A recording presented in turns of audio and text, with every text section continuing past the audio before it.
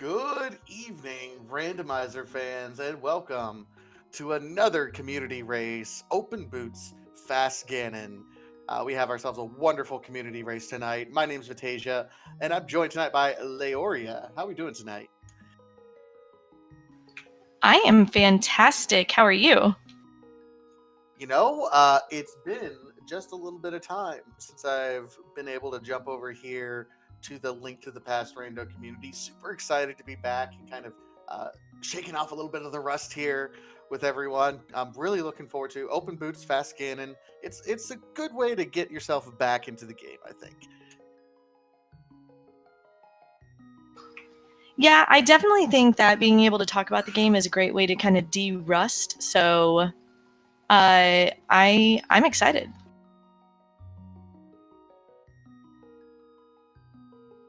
Absolutely. So we have Professor Renderer, SEJ, Kasten, and Malmo, who are all part of the runs, and they are off to the races here.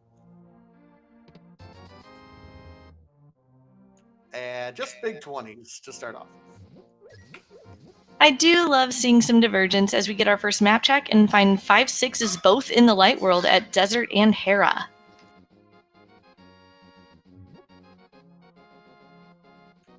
That's interesting. Huh. I mean, I don't know what that points to right at the moment, but that'll be interesting if that does end up meaning something. Yeah, it can occasionally be a bit of a red herring. You think early red crystals and immediately, Pyramid Fairy is probably on our runner's minds, but, you know, often it can just be, a bait.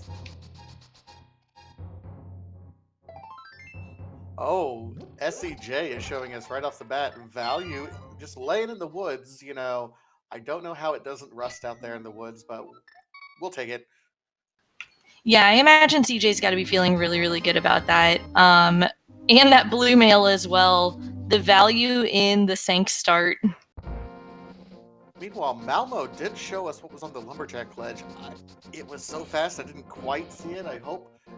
Did anyone catch that? Any of our trackers who happen to be around? It looks like it was 50 rupees.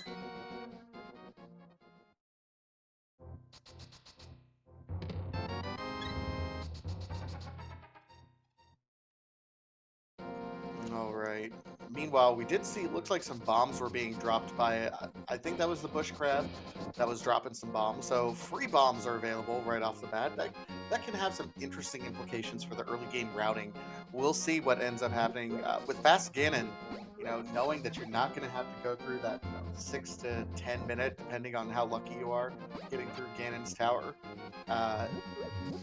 Every second counts right now. Yeah, absolutely. And it looks like our stun prize today is also bombs. So farming bombs is not going to be an issue today.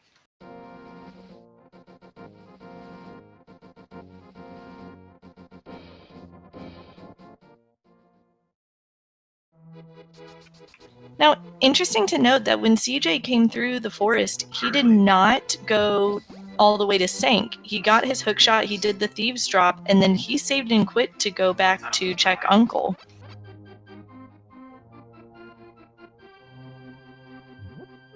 That is interesting. Meanwhile, Malmo is showing us our first look into Kakariko Village. Value there with the lamp and half magic already right off the bat.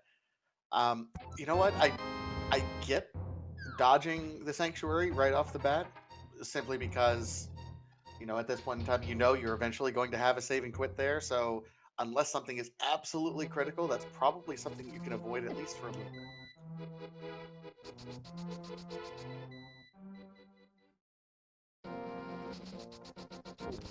CJ making use of that bomb shack.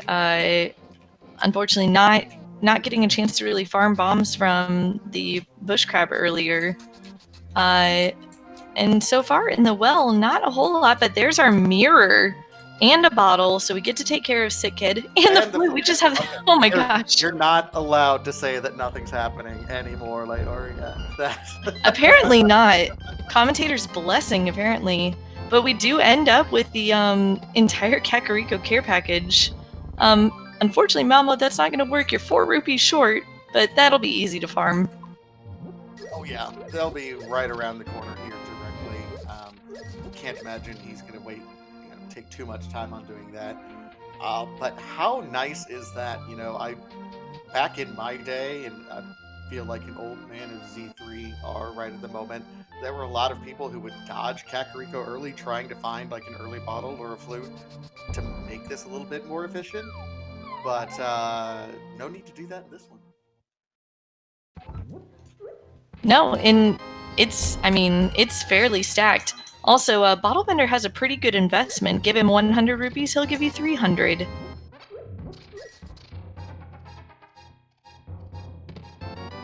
I want his stockbroker. Jeez. And Sick Kid rewards your bottle with another bottle with his fancy bee in it.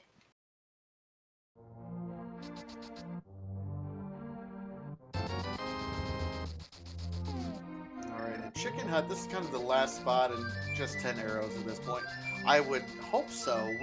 We have so much available to us early. Let's see. I'm telling you, I'm looking at these items right now, and Death Mountain is looking really attractive if I'm these runners. Yeah, I would not be surprised to see our runners head pretty quickly up that way. Finish checking the rest of kind of southern Kakariko with the library and the race game, and then just piecing on out.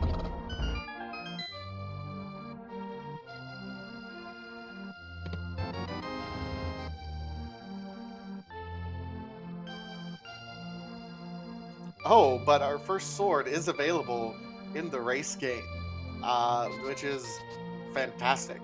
The one thing that I could see people saying, nah, no, don't necessarily go up the mountain yet, because if you don't get a weapon, it's a wasted dungeon dive.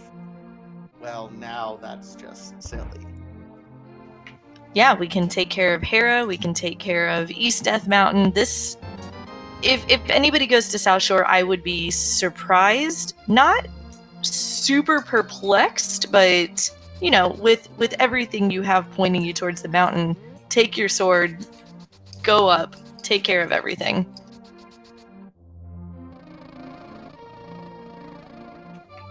And color me perplexed. It's interesting. Renderer just showed kind of an interesting strat. He gave away his good bee to the vendor. The vendor, I don't think, gave him anything, though. The vendor gives 100 rupees if you give a gold bee to him.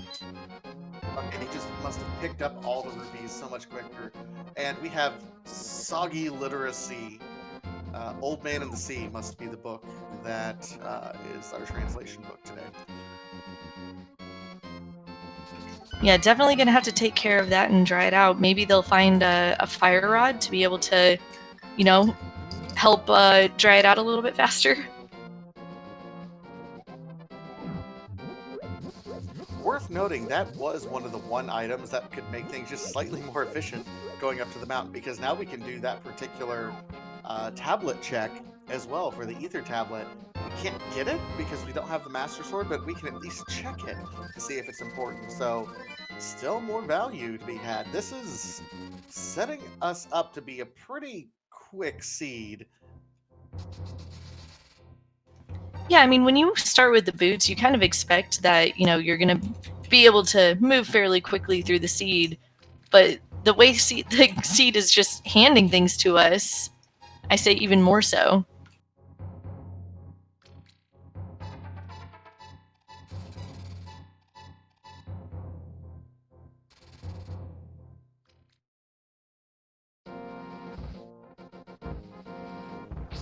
All right, so our 2 top runners decided to go straight to the mountain as we kind of expected them to. And then our 2 bottom runners, did opt to go towards South Shore. Kayston is right in Malmo's tracks here.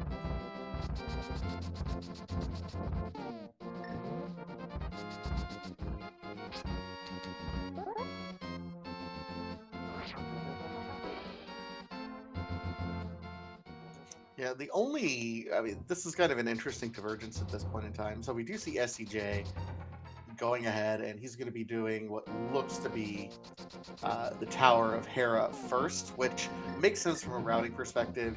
You can get into the east side of Death Mountain, but that way between East Death Mountain and the Tower of Hera is blocked off between with hammer pegs. So might as well knock this out while you're up in this direction. We do see a map check there on Winder's side. Yeah, and just to let chat know, we had Skullwoods and Thievestown as our red-blue pendants, and Pod was a green pendant. Malmo had tried to set up a water walk, or I'm sorry, a fake flipper, uh, did not get it, and then decided to flute away. Kayston, on the other hand, went ahead and used those boots to set up his water walk for real. And unfortunately, I do not believe found anything of worth in Waterfall Fairy. Didn't look like it, no, and it didn't have anything up on the ledge either. Not enough rupees to even make the purchase, so at this point that was just a check, and he is off to the races. Looks like he's going to be checking Eastern and Sahasrara's closet. And I could be wrong about something. He does have a Master Sword, so he very well may have picked that up in there. Yeah.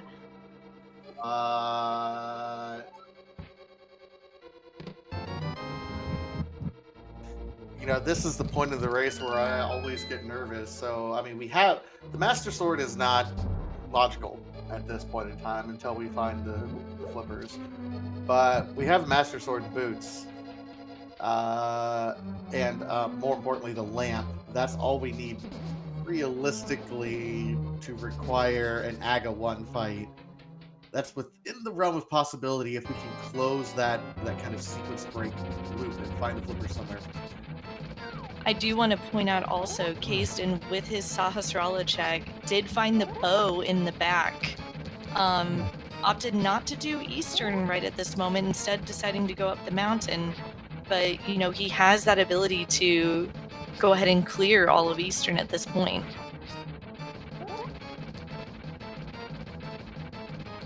This is going to be a pretty fast Ganon seed. Open boots, fast Ganon seeds, I mean, are notorious for being fast, but my goodness, the game is throwing everything our direction. Everything. Let's just go ahead and have the hammer like right now. Like that'll be our go mode. We'll be good. Hammer on Moldorm? That'd be fun.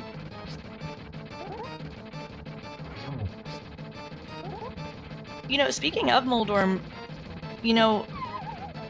Kazen's Master Sword may be out of logic, but it's going to make this Moldorm fight a ton easier. Oh, absolutely. He's probably incredibly happy he ended up finding that. And, sequence breaks are kind of a hit and miss. You don't know who does and who doesn't do them. That was kind of a really interesting sequence break as well, because he doesn't necessarily do it the easy way. You do need the Moon Pearl in order to do it that way, but doing instead the full water walking glitch. So he did it. Really interesting to see. I don't know how many other people would have done that. But there's the flippers, so our logic gap is closed.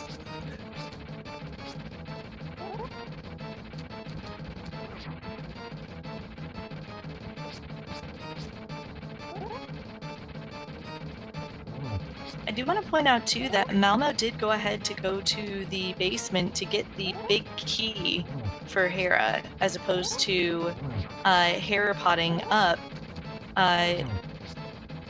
This is going to let him be able to get that big chest, which I do not know if it has an item or not, to be honest.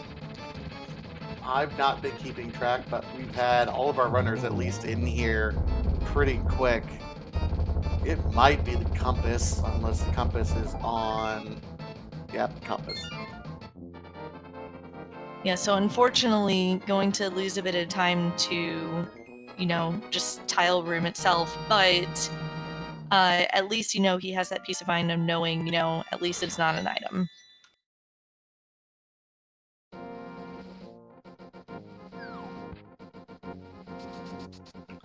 CJ making his way through East Death Mountain, finishes clearing out Spike Cave. Or, I'm sorry, not Spike Cave, Spiral Cave. And picking up his flippers, I am certain he'll be going towards South Shore and will be doing his water checks and picking up his Master Sword. It's interesting at this point in time, Renderer is the only one who's close to that kind of 500 rupee mark that we're needed if we're going to buy whatever it is Zora has for us. We know that there's the Master Sword up there, so we're going to find value at some point. Would be really interesting to see if people avoid going up there until they have 500 rupees. I can see some people doing the Eastern play, especially Kasten, knowing that you have a rupee room in Eastern anyway, and then being able to go back and do that, and you'll have the rupees necessary for Zora.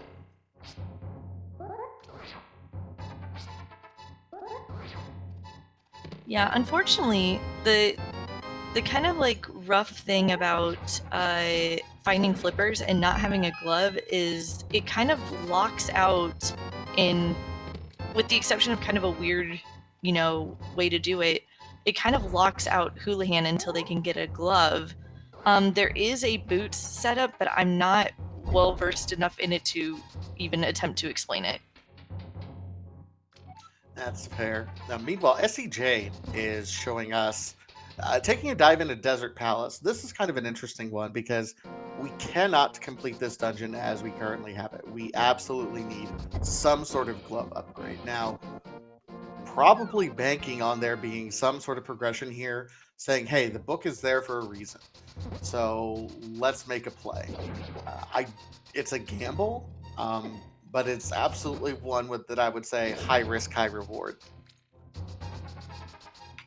Yeah, I don't dislike this play. The book is right there. He didn't go over to Mini Moldorm Cave yet. I don't believe he picked up his book and went straight over to the desert area. So he still has Mini Moldorm. He still has Ice Rod Cave and can do the water walk or, just regular water checks if he just wants to swim. But at least this way he's following, item progression, seeing if it leads to anything.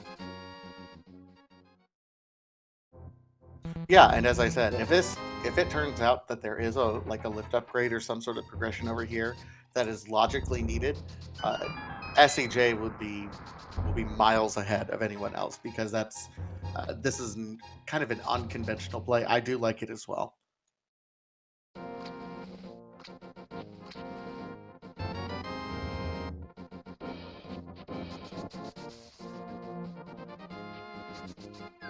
Just a bloopy, unfortunately. So that's going to do it for treasures that are available at this point in time in the Desert Palace. Now, I don't know what was on the desert ledge, but it looks like CJ is going to head over that way. So either maybe he didn't check it or maybe he knows something we don't know. I'm going to guess didn't check it. Well, I mean, he's probably still trying to count rupees at this point in time. Oh, SEJ.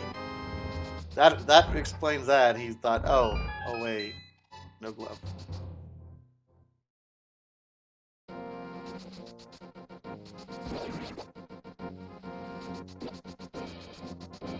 Kason checking his last water check and just getting a blue rupee for it.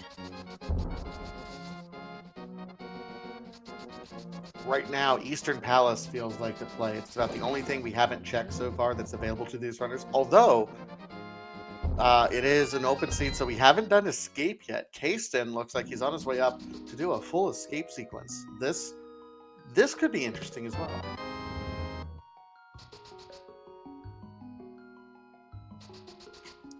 Yeah, I mean, if Kasten finds a small key here in the front too, all of escape is in logic, and there could very well be a glove hiding in the back, which would be fun. That would be so rude. I would love it. I mean, I'll be honest because I don't want there to be any undue bias. Kasten is a buddy of mine, and he knows that I would laugh so hard at his misfortune. So, see, my rule of thumb is I always like to see people get trolled really hard by the seeds and rerouted and really struggle, because that means that's a seed that I'm not running.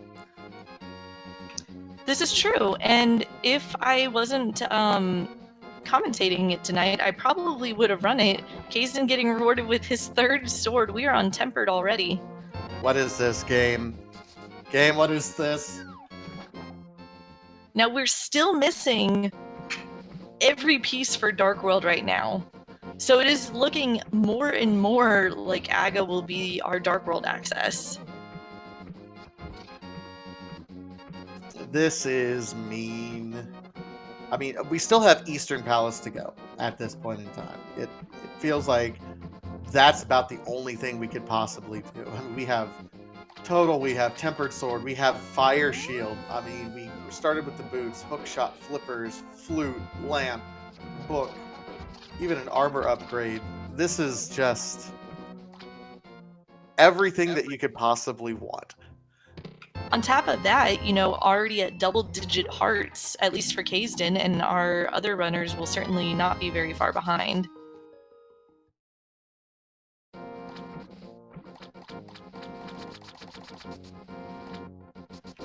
Alright, unfortunately the key is in the back, so the back of Sank is glove locked, and there are still 2 items back there as the map was in Zelda's cell. So I'm assuming Eastern Palace is where we're heading next.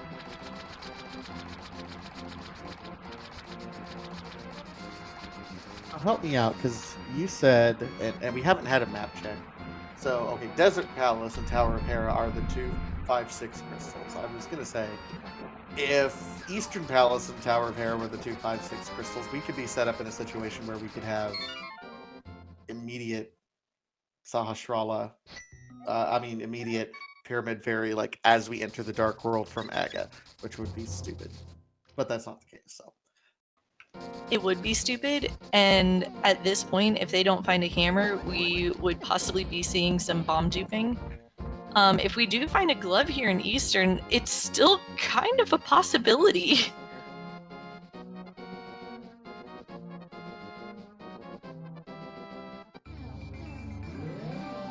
CJ picking up his bow, and I'm going to assume we'll go straight over to Eastern as well. He has not done Escape, and he did not do Waterfall Fairy, so he does not have anything other than his fighter sword right now. Fortunately, you don't need to kill a ton of stuff as you're coming through here, so that's good. And we totally just skipped over the fact that Kazden found his Moon Pearl in Cannonball Chest of Eastern. So we have one piece of the Dark World puzzle. In before Glove and Hammer and the other 2 treasure chests. Eastern Palace, the complete Dark World toolkit. It could be a glove here in Eastern and then hammer or mitts in back of Escape. But I like your idea better just because having everything here would be glorious. Madewell Curd, not so much, because we have the Moon Pearl, yes, but we still need either, we need at least 1 glove upgrade, and then to get into the Dark World, we need either the 2nd glove or the hammer. That will unlock our portals. We do have access if we wanted to do Aga 1, which is not fun, and no one wants to do that because it's bad, and you shouldn't do that if you can avoid it. Yeah, Aga is not something that anybody wants to do. I mean, I think if runners could find a way to skip Aga 2, we would find a way to skip Aga 2. But, unfortunately. You mean like creating an entire seed, set of seeds and circumstances and categories called Fast Ganon so we can skip Aga 2 entirely? Wait a second, is that what this is? No glove, but how about an ice rod? Well, that won't hurt us later. Scooty Puff Jr., this one is 7 to 7. So we do need to get all 7 crystals. in order to do it. For this particular category sets, it's possible to randomize it, but I mean, I don't know if there's too much thing as randomization or not, but that's me.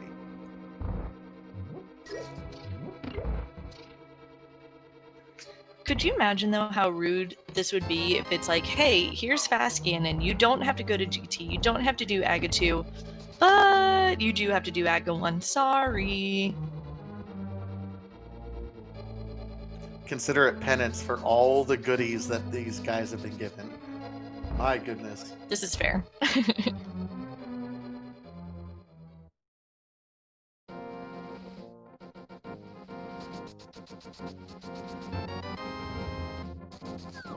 Alright, so Kasten is the first one into the Armos Knights.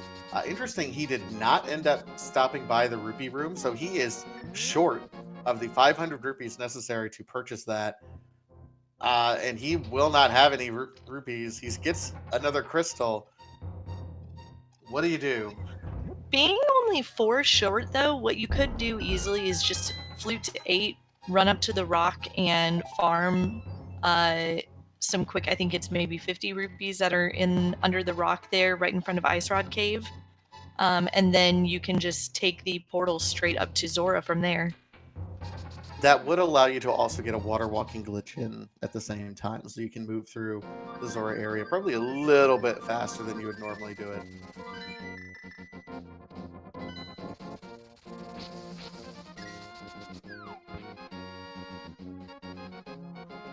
But he hasn't done Desert yet, actually, either, so he may, just via killing enemies, he may get some rupee drops in here as well.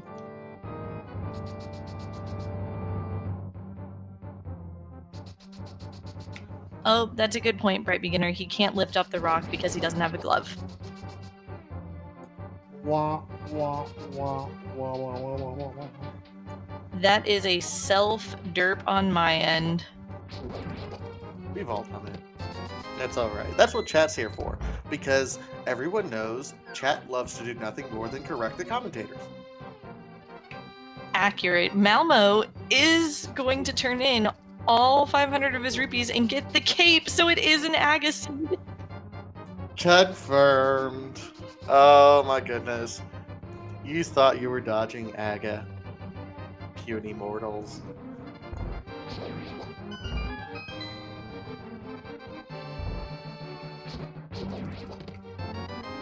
We know it's AGA, but Malmo has not gone over to the eastern area yet, so he's going to get his bow, going to, I'm assuming, clear Eastern Palace while you're here, and I would assume after that go as fast as possible to AGA.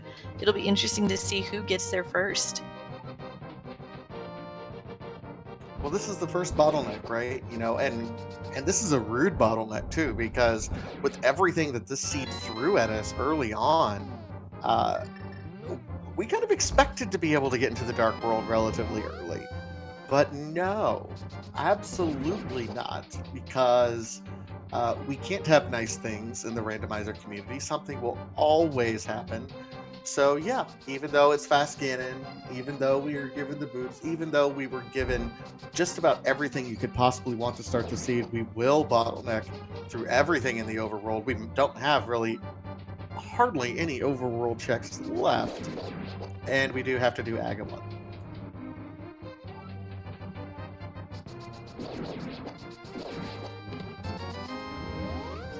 Now, CJ is actually, I feel like, routing this really well. He hasn't been here to escape yet.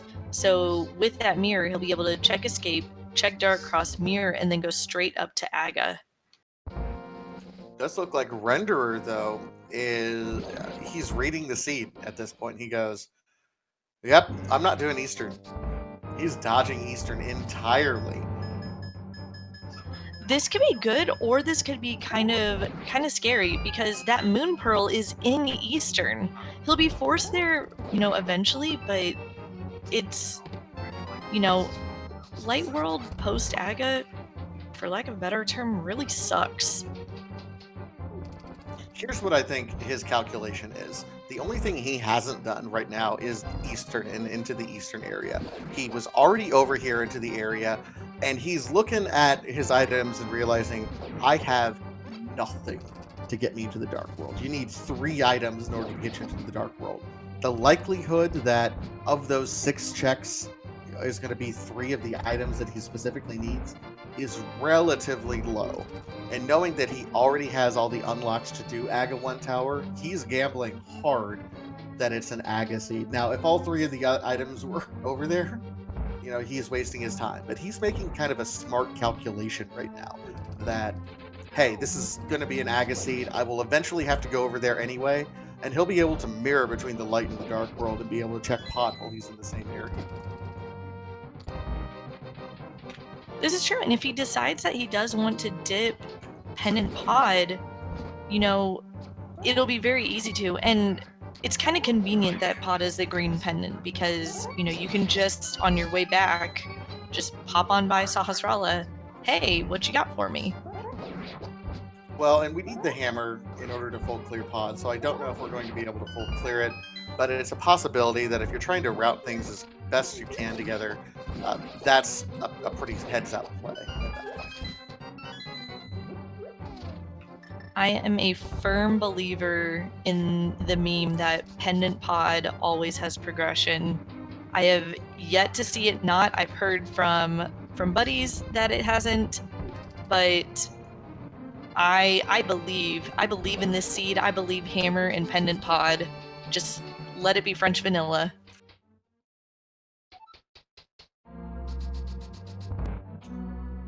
All right, and with that, let's see. Malmo is checking the rupee room. Renderer is going to be the first one to Aga 1.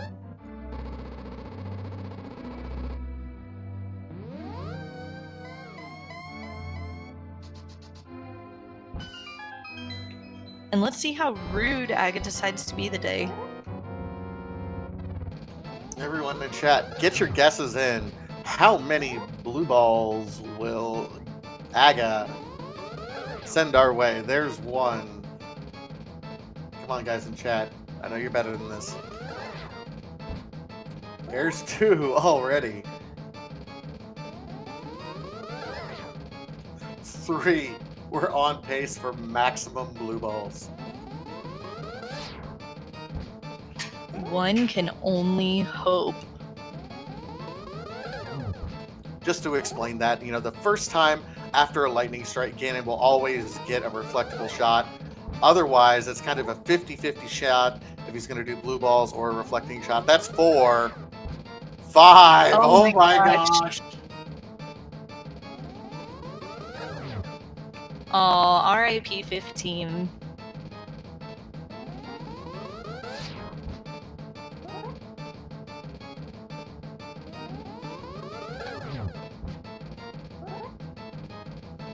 Kasten is also in his Aga fight as CJ is making his way through the last kind of windy bit of room to enter the cutscene.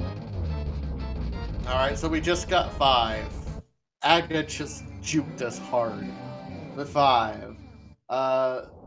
Squala Leonhardt. GG's.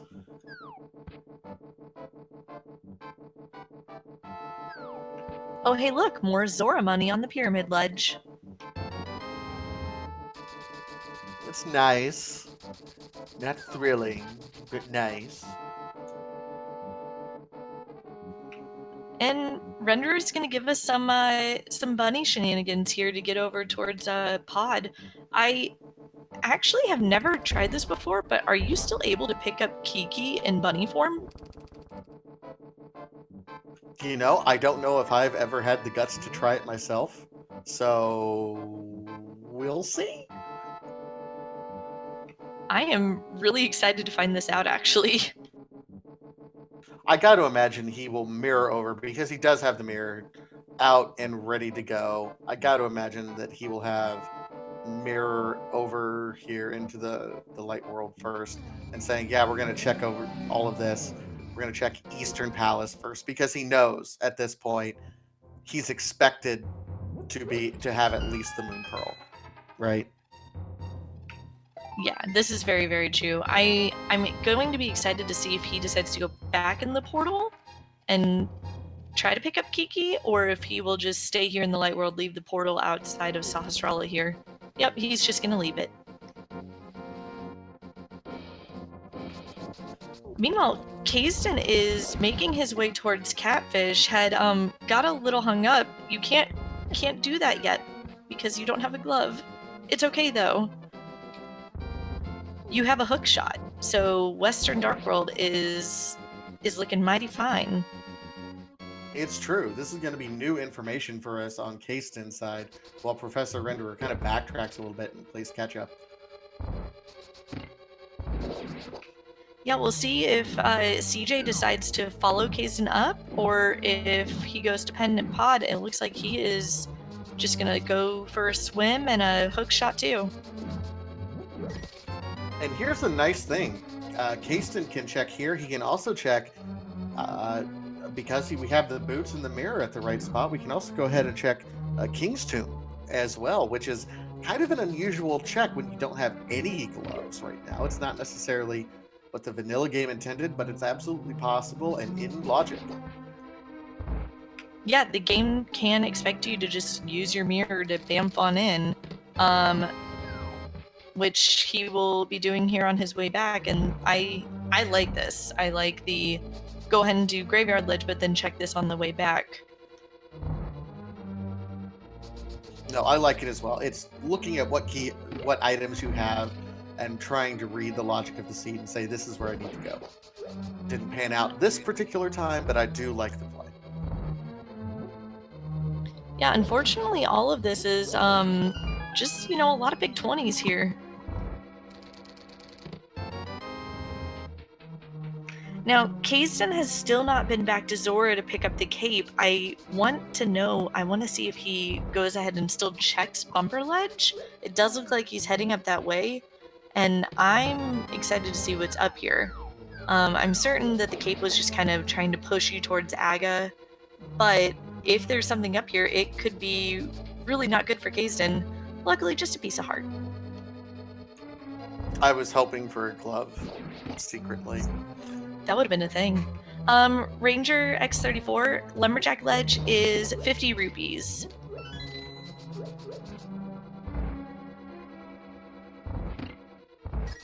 Kayston doing the blind? Still blind. Yeah.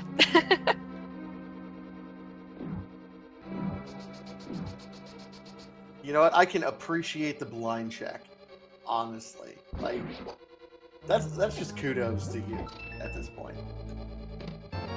I mean, it takes guts, and we may get a blind check from CJ here as well. He and Kayston just kind of all going with each other. Nope, not gonna do it blind. Ugh, what a disappointment. Rip. It's okay. Not everyone can meme as well.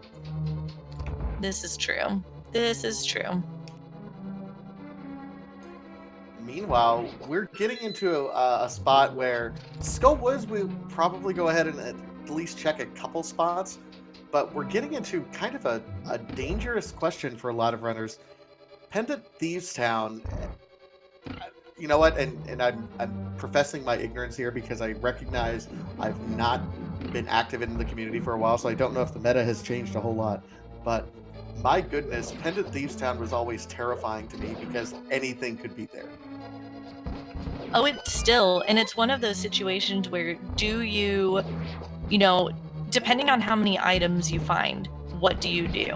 If you find 3 items in the front, go ahead and peace out and hope that one item isn't there. That's a relatively good gamble.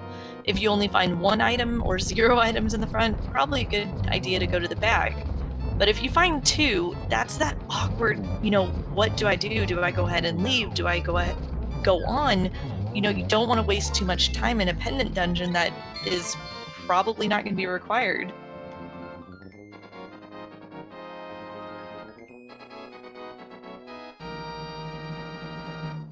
Kayston, by the way, picking up Bombos in Sea House as he's making his way through Village of Outcasts.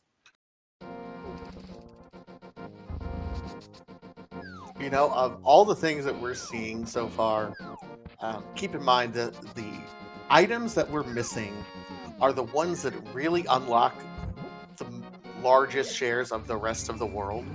So, in some ways, not having the hammer and the mitts at this point are kind of a good thing because getting those starts unlocking things, and we're starting to realize that, oh, what I'm missing for to finish the rest of the game could be anywhere.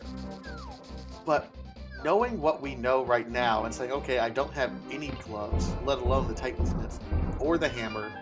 I mean, this really restricts what we can possibly find.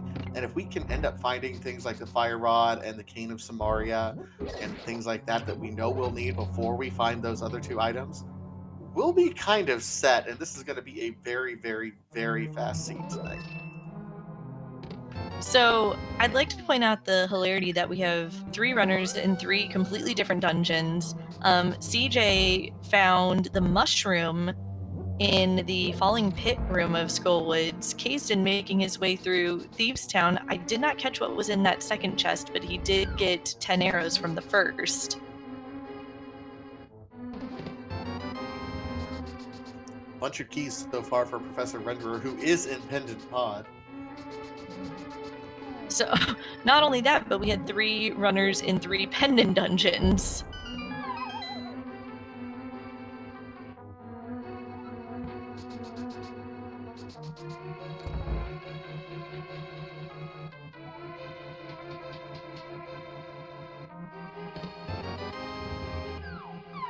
All the keys. All the keys for Professor Renderer. You're just getting all the keys right now.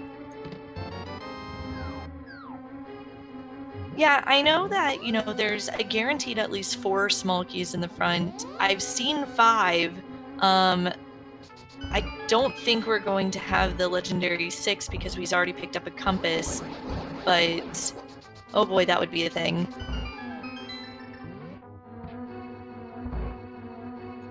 My goodness, this is a long dig game for Kasten. And only for a big 20. Oof. So Kasten is doing the overworld checks, which is something I kind of like right now. Yeah, I gotta agree with that. Do what you can, check what you can. He's wanting to avoid staying for too long in pendant dungeons, and I don't blame him for that at all.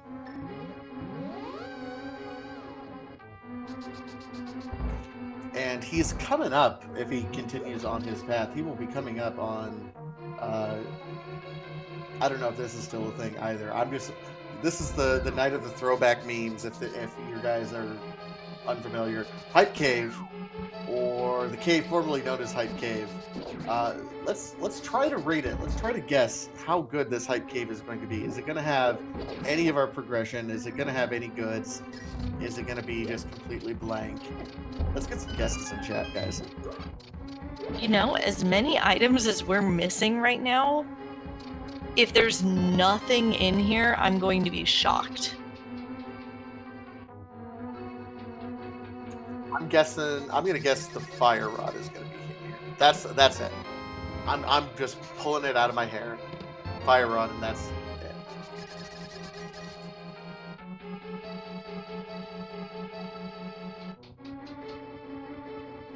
Just Quake, but we will not have to worry about hunting down medallions for Meyer and TR. We are set on entrance. Blah. I blinked, and Professor Renderer found both gloves in the back half of Pod. Whoa, okay. So what was that about pendant pod and progression? I was okay. I concede the point. That's huge. Yeah, no, that's fantastic because no one is over in that area right now.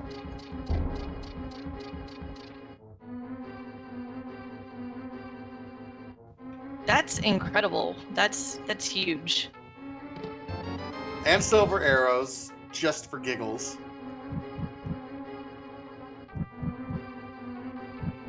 Wow, this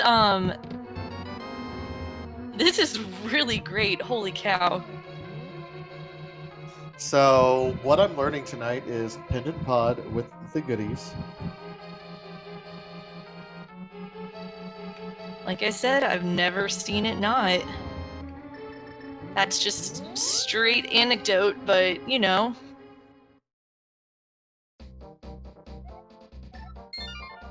Here's the It doesn't. interesting thing is that both gloves were in Palace of Darkness, but no hammer. So do you come back? I mean, I don't know. I wasn't counting how many items he ended up getting, but how much do you abandon at this point in time, right? I think he ended up full clearing everything in pod that wasn't a known key. And so the next time Renderer comes back, if he needs to come back with the hammer for whatever reason, he'll be able to just go straight to Helma. But I'm not certain if there's still an item on Helma. Maybe as Kazdin makes his way through here, we can keep a better count, see if he finds the map. I do know that the compass was in Stelfo's basement. Welcome, everyone, coming over from Speed Gaming 3. You're in our community race, Open Boots, Fast Ganon. And the story of this is that despite it being an open race Fast Ganon, we were gated by Aga 1 despite an early game that just threw everything at our face except for literally everything we possibly needed to get into the Dark World.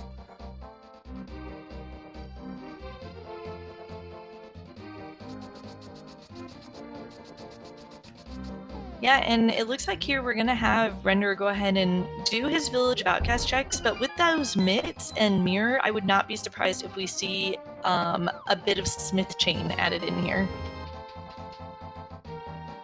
Yeah, this is something that I think is consistent with a lot of people in any sort of randomizer community, not just Z3. When you make a gamble like Renderer did and said, okay, Pendant Pod, and it pays off, you gotta lean into that gamble as hard as you can. If your advantage that you got in this example is the gloves at this point in time, do your glove checks. Really lean into it because you gotta think the people I'm racing against, you know, of all the people who didn't do it, I need to get as much of a head start on them as I can. And the people who did do it, let them do all the other etc. checks. Lean into the gamble. Oh yeah, absolutely. And you know, mitts just unlock so much of this seed. It can feel a little overwhelming in the sense of which checks do I lean into, but I think, you know, you have so much still here in Village because you haven't been over here yet. I think that this is absolutely the right place to be. If there's nothing here, Dark Death Mountain is an option. We still do have Catfish as well. There's just so much available right at this moment for Renderer. Kirby Fan 9000 asks, "Do we know what's on Pet?" No, I mean we got a pretty early book, but no one has really been up into the Skullwoods area yet. We haven't really done a deep dive in there, so there's not been an opportunity. We can logically eliminate at this point in time the fire rod. We can logically eliminate the hammer. And the only thing that we cannot logically eliminate that we know that we need for sure is going to be the Cane of Samaria at this point in time. So if you're a fan of the pedestal, you're hoping hard that the Cane of Samaria is there, but as soon as we find that cane, Ped is dead.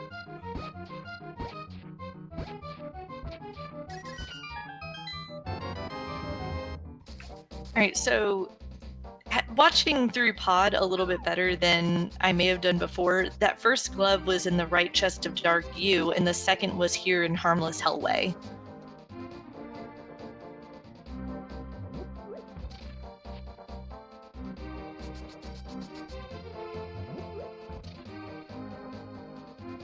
And Renderer is kind of doing what we talked about there a second ago in leaning into those glove checks. We are doing Jeremiah checks right now. Go ahead and turning in the frog. Don't have the hammer yet to do hammer pegs, but everything else is going to be a relatively quick check.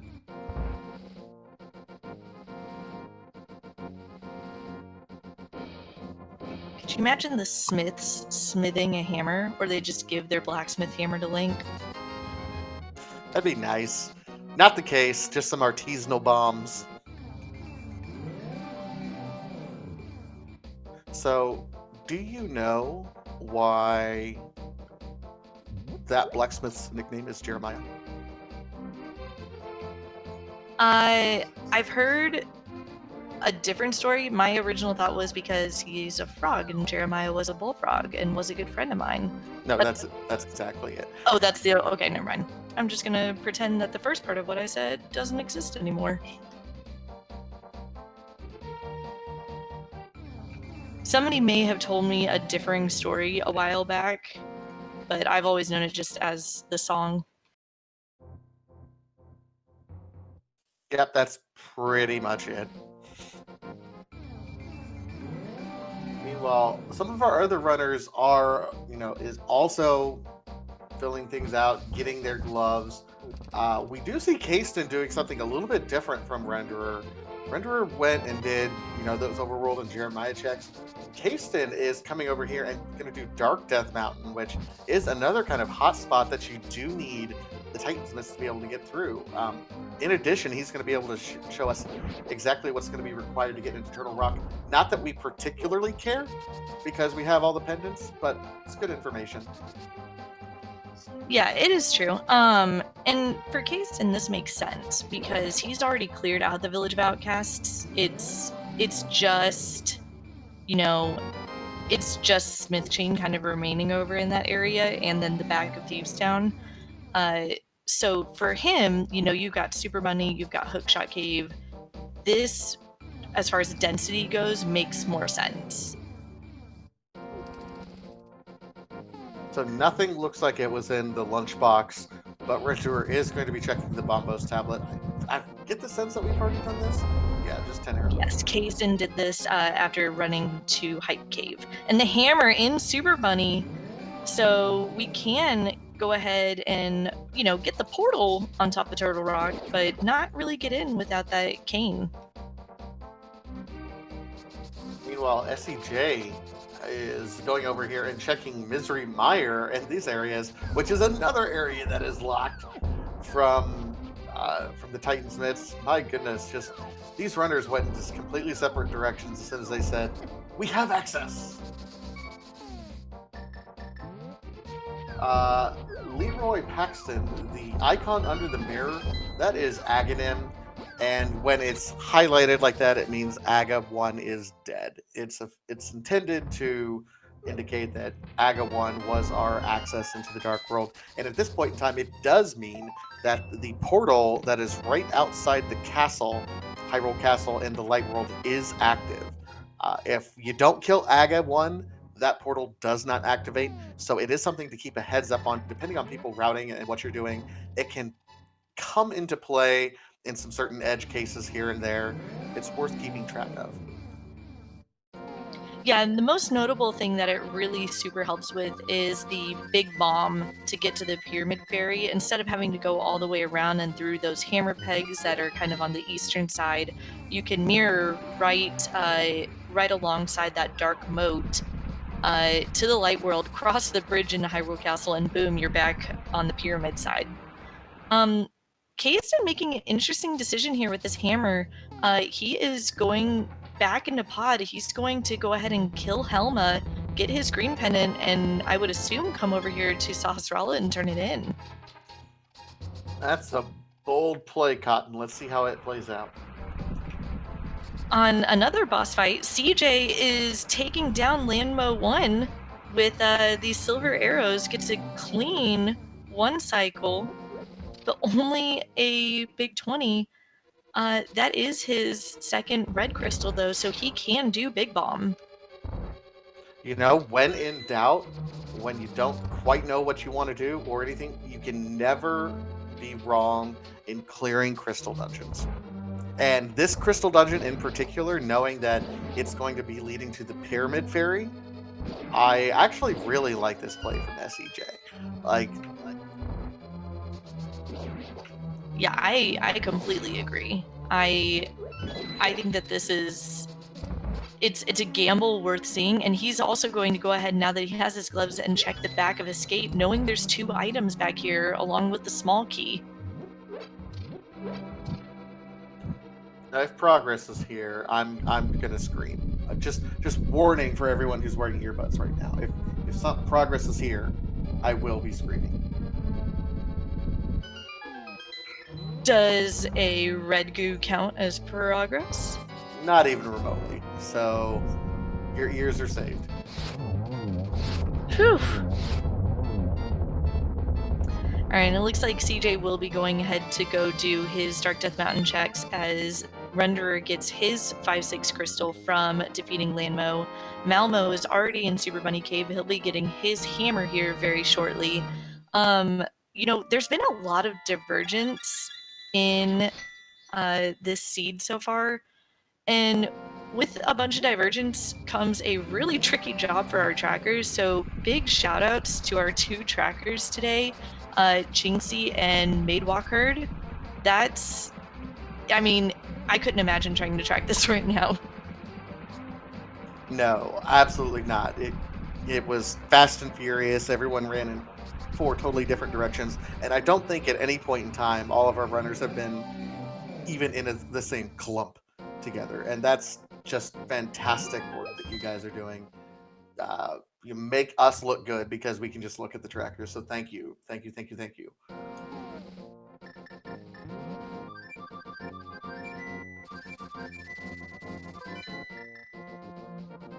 All right, so Keiston does get through. Oh, I'm sorry. I'm so sorry. Go ahead.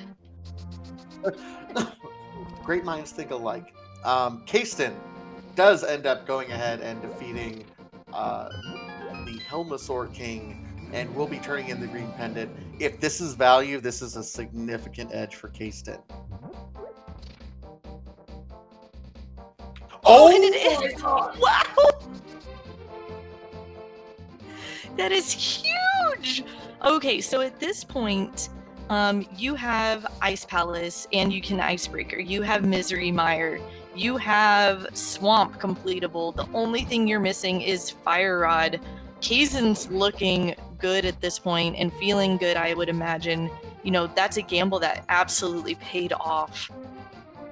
And that is fantastic. And I haven't seen a lot of Keiston's runs, so just in kind of trying to analyze how he's running, he's taken a lot of hard gambles at this point. None of them have necessarily paid off, but this one is paying off so much that it's made up for everything else that he spent a little bit of extra time on. Just a fantastic decision and great routing by Keiston. Yeah, this is something I know that he's been working on, is routing and trying to follow the items. When you get a hammer, especially after getting progression already in Pendant Pod, it can be really, really questionable to want to go back, but he's got to be feeling good about that, especially since Hammer unlocked so much. This is really huge for him. Absolutely. And so he's got to be feeling great. The only thing that we're missing for go mode at this point in time is going to be the Fire Rod. Oh, Keiston is not doing Icebreaker. That's a newer glitch that people... He is, I think, going to Icebreaker. He's going to hit the switch first. Okay. Yeah, so by doing this, he can push the block down and he doesn't have to full key hunt. This is going to allow him to, if he gets the 3 items here early, he won't have to keep full clearing to be able to get all the keys.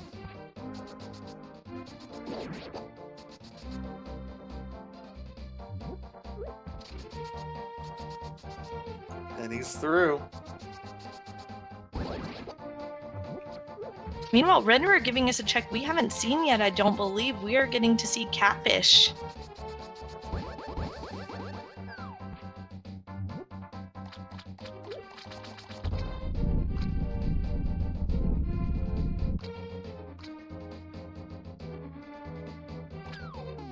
Just a piece of heart. So Keiston is really what I would say has the advantage at this point in time. We're still looking for that Fire Rod. That is literally the only thing keeping us from no mode at this point in time, and really keeping Keiston from go mode at this point.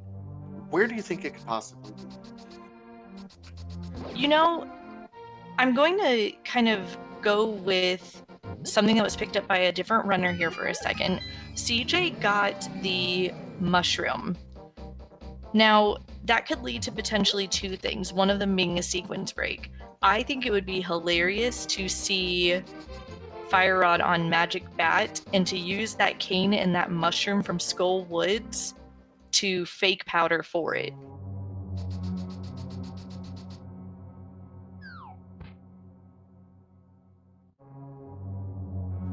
This is why my friends don't let me make Plandos.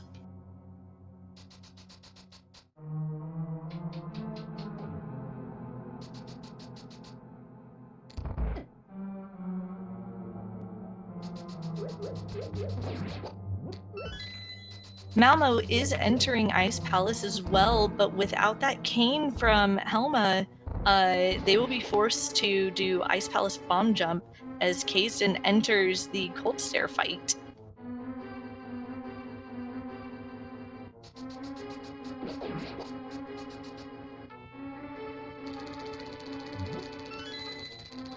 Gets the nice spin to kind of lock Cold Stare in the corner. Cold Stare is not baby. We can put Cold Stare in the corner and makes relatively quick work as Renderer is making his way through the back of Thieves Town, and CJ is making his way through Swamp now. So again, all this divergence, trying to follow the hammer and see where it leads our runners. Yeah, and that was what I was worried about as soon as we found Hammer, because that does unlock so much of the world. Hammer and the Mitts at this point in time. Probably would want to hope that you're going to other places, but Kazden has the opportunity at this point because of what he's found. He can just full clear Crystal Dungeon, so he's always constantly making progress. Renderer right now, we don't know if this is going to be an empty check. SEJ, we don't know if things like Left Side Swamp will be an empty check. It's really a question at this point in time is what's empty and what's not. And Kazden can kind of do everything in order at this point. He's really in a good spot right now for this race. Yeah, absolutely. It does kind of depend, where is this Fire Rod hiding? If this Fire Rod is somewhere, earlier or locked by something in one of the other pendant dungeons, it could be, a while before he gets to it because he's going to be full clearing these crystal dungeons he has access to. I honestly also would not be surprised to see Kazden go ahead after doing the rest of his crystals. If he hasn't found the Fire Rod, I would not be surprised to see him dip Turtle Rock and see if it is basically available through keys to have Fire Rod further back.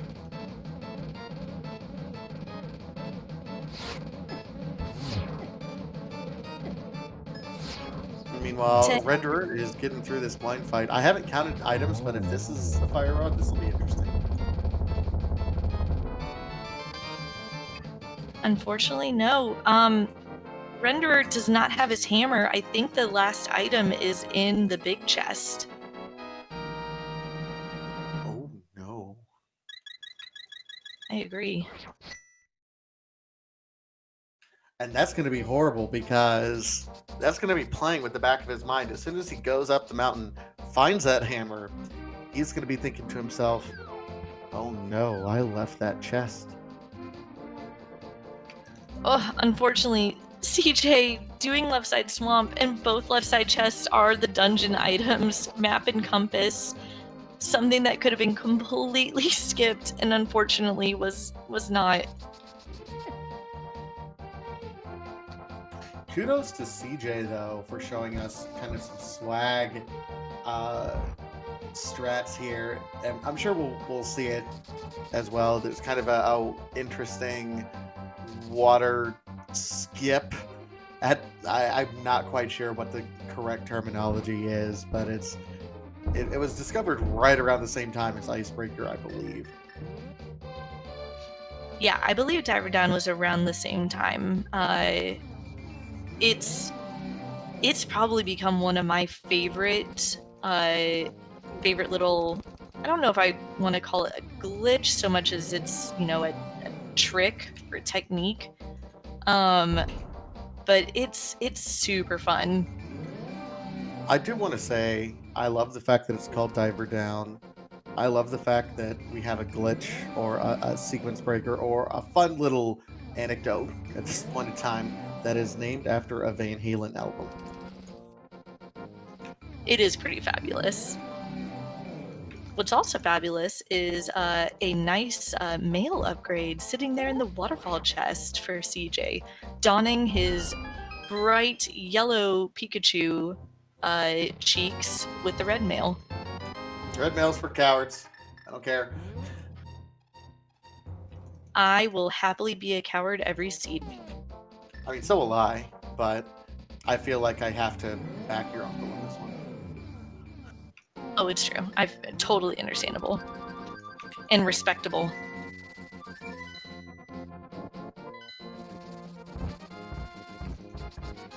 All right, Malmo making his way through Ice Palace had to do it the longer way because of the lack of cane. Ice Palace bomb jumped, made his way now through Ice Tea. Just getting the 300 rubies there, and I don't believe Ice had anything else of worth, so he will be making his way down to Cold Stare here very shortly. Meanwhile, Renderer is finally making his way up to Dark Death Mountain, where we do happen to know is the wonderful Hammer of Destiny at this point in time. He's going to be kicking himself a little bit because this has been available to him for quite a while. Yeah, unfortunately, it's one of those checks that, he got the mitts first, but because he hadn't been to Village yet, that, as far as density goes, made more sense. But for the runners who did do Village of Outcasts before going into Pendant Pod, they ended up getting up here earlier because it made more sense. So this is kind of unfortunate that early break for Renderer isn't paying out. It is a little bit ironic because he was the first one with the mitts as well. So he was doing some of the other checks. It's just unfortunate because, sometimes a blessing can be a curse later on. It's just Rando's gonna Rando sometimes, right? I don't think truer words have been spoken. He's getting his door state extension to dash through that railing there and to come over here to still be on his fire rod hunt.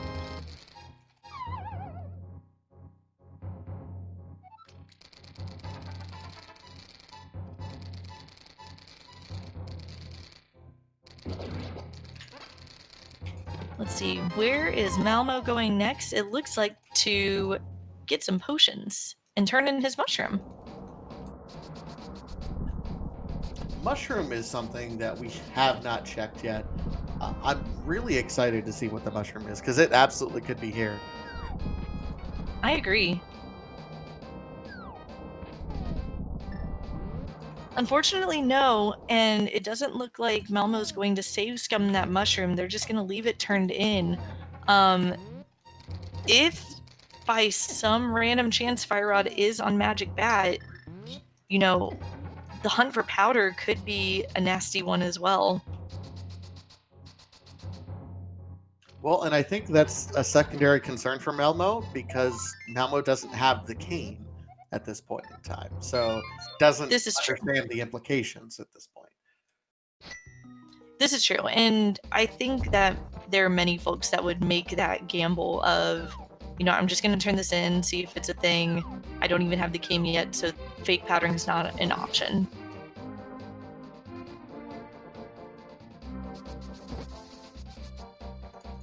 All right, and it looks like Renderer is, I would have said going back to Pendant Pod, but it does not look like that's the case. I'm not certain where he's headed. I can almost promise you that Pendant Pod is going to be one of the last checks that most of these runners do because they've already entered it. Why double dip for a pendant guess check? Kasten was a mad genius to do it. And I don't know if anyone's going to catch up from that gamble. I don't want to be biased, but I'm so proud of my friend right now. I am happy for your friend, and I am happy for Kason that this is working out. Statistically speaking, that was the wrong play to make at that point Oh in yeah, time because it could have absolutely. wasted so much time. But statistics mean nothing in randomizer. Right.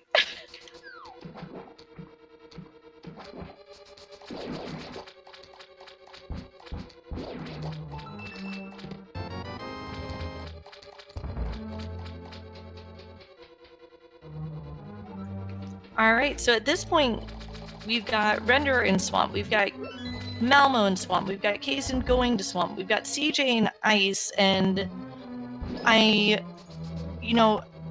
we have to wonder where, once they complete these crystals that are available to them, where do they go next? Do our 3 runners who don't have Cane, do they go to Pen Pod to finish it out really quick? Do they go to Skull Woods to go check Moth and maybe check the pedestal? Never mind, it can't be the pedestal because it's a fire rod, but they could be thinking it's Cane. Yeah, I mean, Kane could be it, but they're also missing the fire rod. So Skullwoods, they won't be able to full clear. In fact, they won't even be able to get 2 of the treasures locations. So I don't know how much of Skullwoods we've checked, but I hope our trackers who have checked it know. Kasten is the only one that I can see at this point going after he clears Swamp Palace. Going, yeah, I'm gonna gamble Turtle Rock because fairly early on if Turtle Rock is going to be fire rod blocked. This is true. I honestly do think that Kazan, after completing Swamp Pier, will make his way towards Turtle Rock. I'm more curious of where our remaining 3 runners will go next. I wonder if they, do they go back into Thieves Town? Does Renderer go back into Thieves Town for a 3rd time to go and get the big chest? It's such an interesting situation.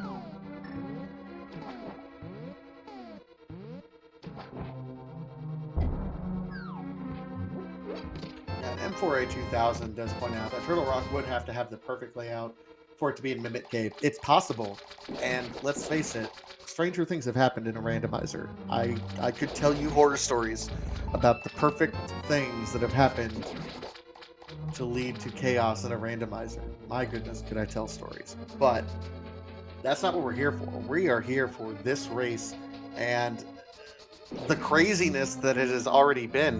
This is a fast Ganon. We don't even have to do Ganon's Tower at any point in time. Just 7 to 7 and then get in there. And right now this is Kasten's race to lose, but the longer he has to hunt for that, if it's not along his natural path, and we know that it's not here in Swamp Palace, if it's not in Turtle Rock, that is going to be the best news for all of our other runners.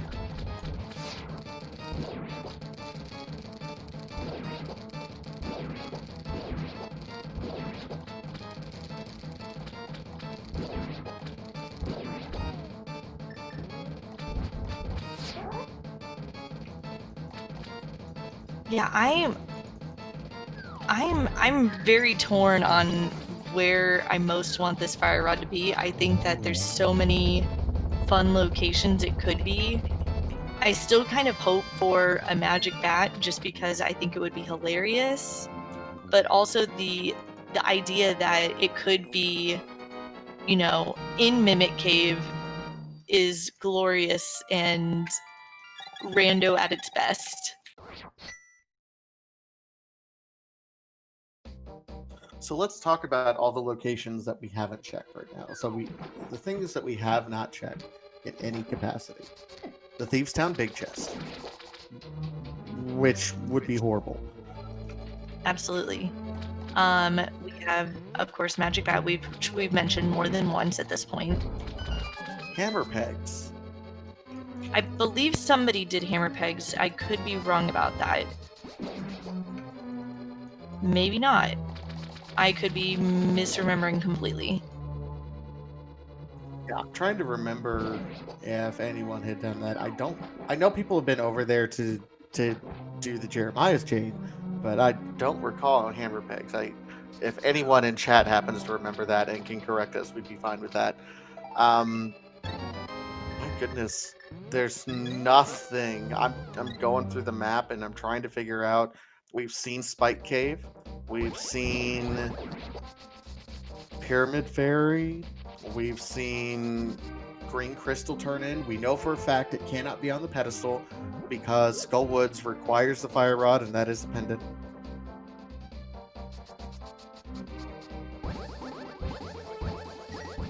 Yeah, at this point, it's either one of those two kind of in the middle of Smith Chain-y areas, or Turtle Rock at this point. I don't think there's anywhere else that hasn't been checked. I don't know if we've done like full checks into Skull Woods. I know people have like peeked their head in, but I don't know if we've checked all the locations that are available to us before we get the fire rod either. So that's a possibility. I know most of the runners checked at least that first chest. Malmo and CJ did all of that front area, but I don't know if they all checked the vanilla big key location. One of our trackers, Jinxie, says it's cleared to the back, so no Skull Woods. Awesome. Thank you, Jinxie.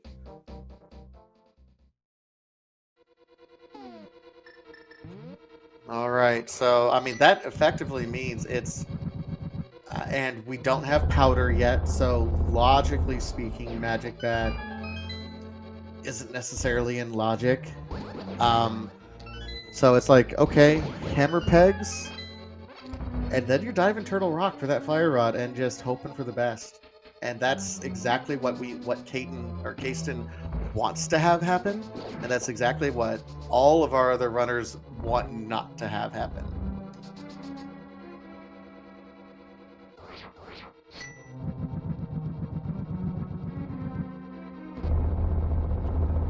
I M4A 2000 kind of pointing out Kasten went the long way around with the bomb, but he did manage to get a fun bomb dupe by screen transitioning on the 0 count. So he was able to get up there, but he could have just taken his Aga portal.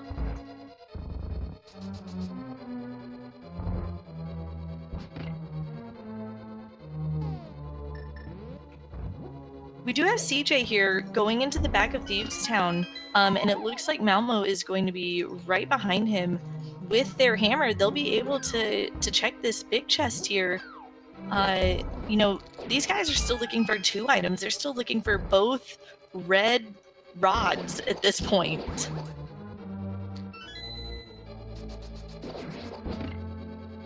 No comment.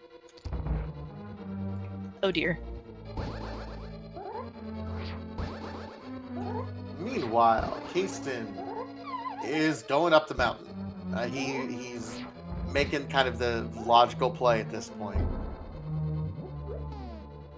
Yeah, and I mean, if Fire Rod is not somewhere in TR and it's, you know, TR is locked by Fire Rod, it's going to be something we find out fairly quickly. You know, ideally, you're not going to have keys that bait you all the way to Laser Bridge and then still nothing. It's possible. It's totally possible. It is. It'd be so rude if Fire Rod is not there, but TR keys lay out to where the bait is there.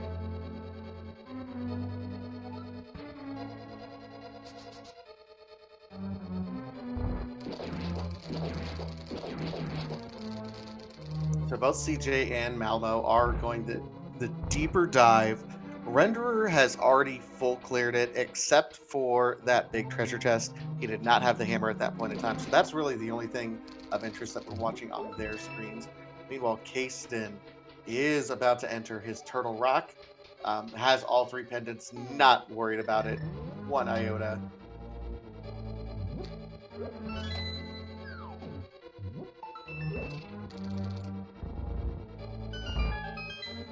Yeah, the big big moment here very shortly. Is Fire Rod here in Thieves Town Big Chest? CJ finds out. Oh It my is! god. What? So we are officially in no mode. However, none of our runners are in go mode yet. Our 3 non-Kazdan runners have to go back to Helmasaur King, beat him up, and take his green necklace to go give to an old man in a shack nearby to get his cane. I would just like to point out how rude it is. Professor Renderer, I felt, especially in the early game, had superior routing decisions, especially his early play to go ahead and do Aga 1 when we know it was required. He was the first one really to go back into the Palace of Darkness to get the 2 hidden mitts. Like the gloves and the mitts were back there, like right next to each other. And he has paid the price, unfortunately. He is just he's gonna have to make 2 really obscene gambles. He's already full cleared everything except for that treasure chest where the fire rod is, and now he's gonna have to go back and triple dip Thieves Town and double dip Pod. It might be a little bit of time before Renderer does that, and I feel so bad because I sincerely do feel his routing was superior in the first half of this race. Yeah, it's really unfortunate to see how it played out, just kind of against him, unfortunately. I do want to take a moment to point out something interesting. CJ delivered blind to the light, started the boss fight, but then mirrored out, decided I'm not going to go ahead and beat this right now. I have all 4 items. I'm hoping I don't need this pendant. But he chose to peace out from the blind fight instead of just getting the pendant. The thing is, in their minds, or in their like maps essentially, Kane could still be on pedestal.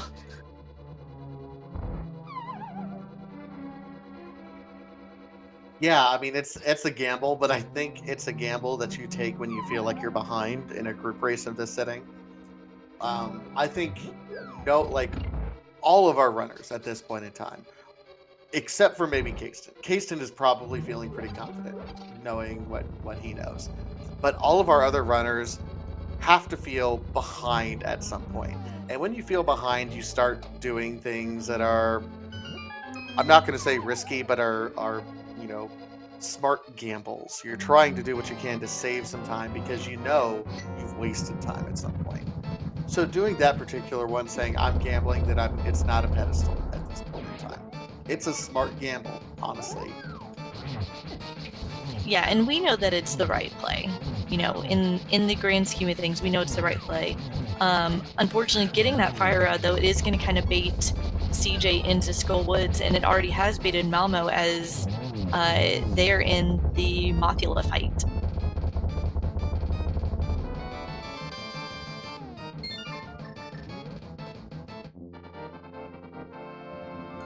That's swag. The ice shell stayed on for Renderer. Fantastic. I'd like to point out we're getting a ped check, and it's a piece of love. Eternal September. Kane was on Green Pendant. Green Pendant turn-in. Green pendant from Palace of Darkness. Required double dip. Green pendant, Palace of Darkness. Which is just rude, right?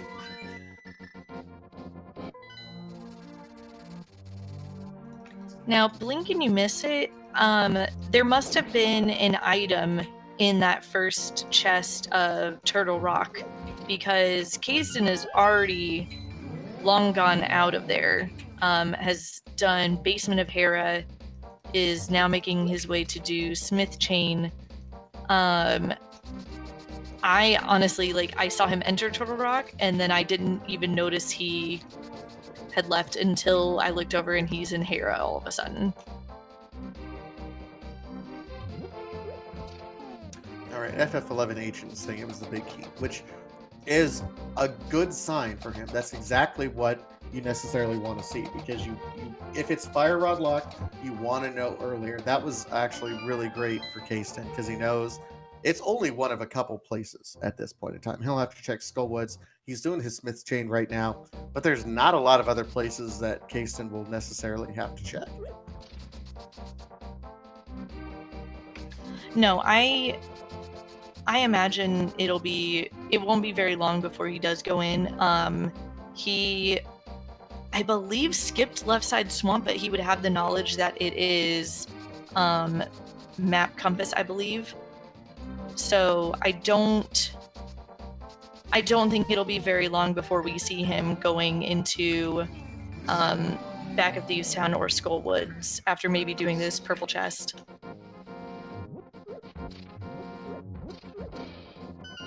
And he's doing the long way, which indicates to me that he didn't do some of these other checks, the K45 and Stumpy.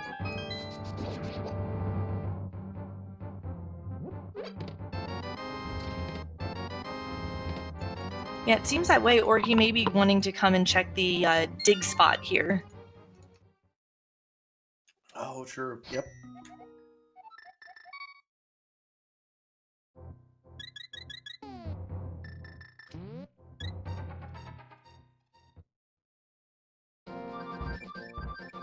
Getting some synced fluting with the purple chest action between Malmo and Kasten, as CJ is going to cutscene chests in Mire.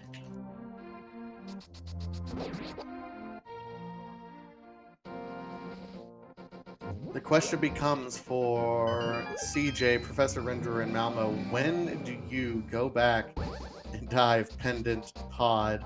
I called it, about half an hour ago. I think it's going to be the last location check for those guys. That fire rod being where it's at, that CJ and Malmo did end up finding, will lead them. They went ahead and cleared Skull Woods, which not necessary at this point in time. That might help Professor Renderer eventually. But man, 2 rude items in this particular race, especially after we got just think back to the early game where it was giving us just about everything we could possibly get. We had Tempered Sword sub 20 minutes. Yeah, it's been such a roller coaster, because you're absolutely right. It was so nice to us early on. I shouldn't say us, we're not even running. It was so nice to our runners early on. And then with a flip of a switch, it's like, oh hey, here's your mitts and pod. Go get your hammer off the mountain and then come on back. Oh, also, fire rod? Yeah, you gotta go get that from my buddy Blind.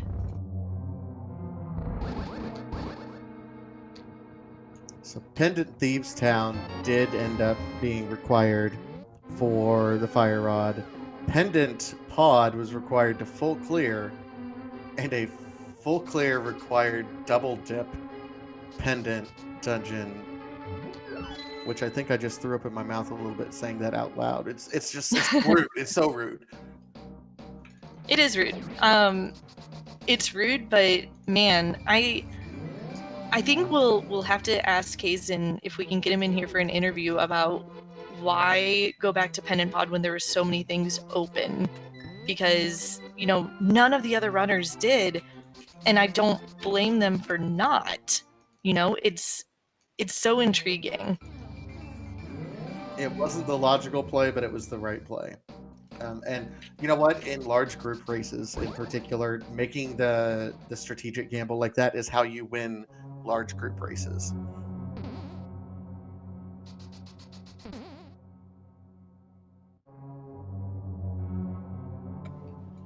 Yeah, just randoing and outrouting. It's really impressive. This has been a really entertaining race to watch, an entertaining race to come. I hope that our other runners make their way to Helma soon, so that they can get that and be in go mode as well, because Kazin is about to enter it.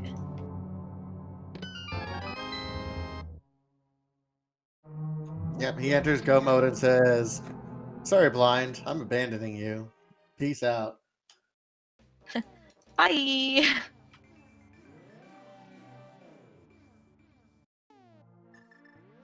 Yeah, So, and a friendly reminder to chat. This is Fast Ganon, so no GT Big Key guessing game unless you really want to guess in case somebody forgets it's Fast Ganon, but no. that would be the most unfortunate of circumstances. Zero, made walk herd. I believe you will win. I'm just gonna put that out there. Zero. I certainly hope so. Although, could you imagine? Oh my goodness, could you imagine? Kazden is in Go mode. He beats Trinix, and then he forgets it's Fast Ganon and just dashes on over to GT. That will make for an interesting interview question if that happens. I will have to restrain myself.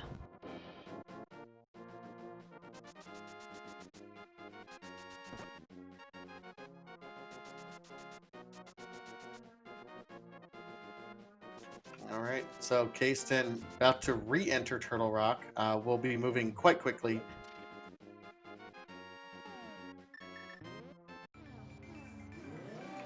Malmo only just now at an hour 30 in going to the back of Escape. Now, mind you, there's nothing of worth here, but man, that's a check to put off for quite a long time.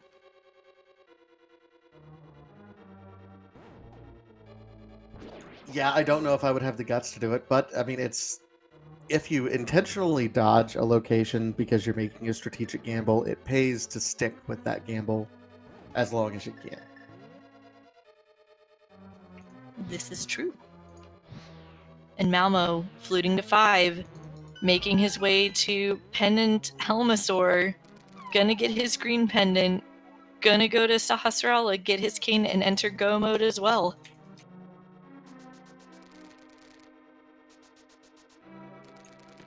What do you think these runners are thinking right now? Like as they're running through, yeah. I mean, Kasten is probably feeling pretty good because of the early gambles, but everyone else effectively last location these two items. What do you think is going through their head?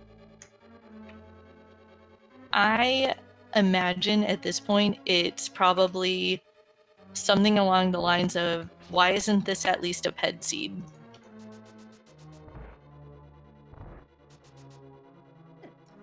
You know, because at this point, this has turned into one of those seeds where, like, you almost wish it was a ped seed and then everybody would be having to come back here to Pendant Pod and clear Skullwoods and clear Thieves Town, you know? It's one you wish it was, it's just not working out that way. You're absolutely right. You know, it's one of those seeds that honestly, if I were running this seed, I don't know if all the thoughts that would be running through my head would be appropriate for the stream. Frankly, That's the most accurate comment I think I ever heard about about like thoughts during this, because yeah, there is a reason there is a mature filter on my stream, and it's 100% some creative language. there will And I'm be comments made about Ganon's mother after this. Absolutely, yes.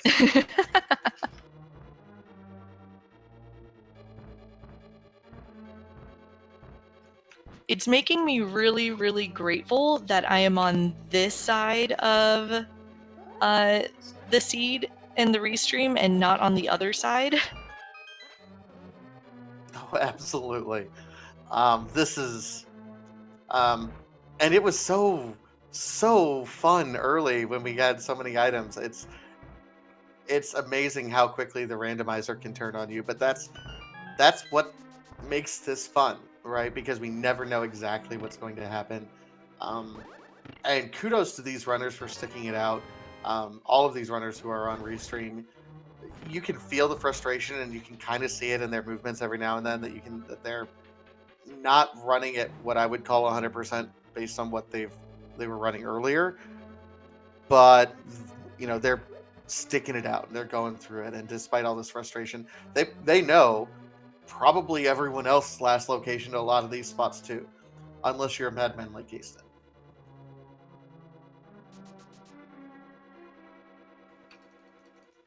I mean, I've just really enjoyed being on this side of it.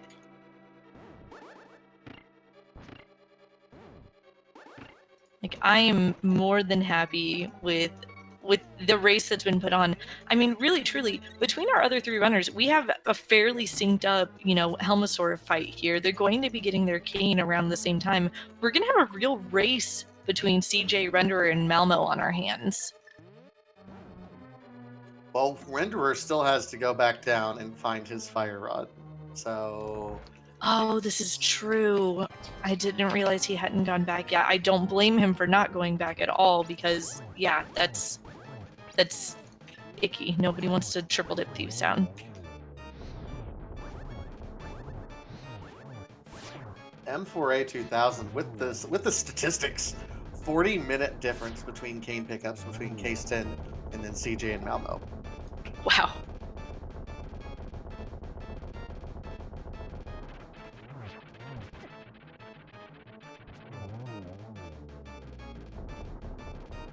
All right. Does Kaysden remember that this is fast Ganon? I'm going to suspect so. We got a mirror. All anxiety is gone. He remembers. And the other runners, they've been making good use of things. They've gotten their hammer. Renderer has his cane now, so he's going to go do Misery Mire. Nothing that they've been doing has been necessarily empty. Renderer showing us a flash of his state of mind. But they're not. Even though it's been 40-minute difference between cane pickups, they're not 40 minutes behind. They've still been making progress through the seed. It's not been efficient progress, but it is at least still progress. Yeah, this is true. I mean, really, truly, Sykes 83 mentioned, Kazin got lucky. This is absolutely true. He made what would logically and statistically be the wrong play, and it worked out. But it's, oh man, it's interesting. I don't know. I think that's something that you have to make the strategic calculation in those group plays, though. Because if you're trying to win a group race, and if you're trying to get first place in a group race, and you're not, and this isn't a knock on Kaysden, but there's a lot of runners that are in these group races that have very, very excellent, they run NMG consistently. And they're very precise in their movements, and they're very, very good at the game. If you're not as confident in your gameplay, you have to be better at routing, and to win a group race, to win in routing, you have to make crazy gambles sometimes. Absolutely. I do want to go ahead and point out we do have our first finisher off restream. Gamachu finished in first place with a race time GG time of 1:37.12. GG Gamachu. I'd be interested to figure out what his routing was. I got to imagine it's something similar. Yeah, I imagine so as well. Kazin finishing up this fight here. This is going to be very close.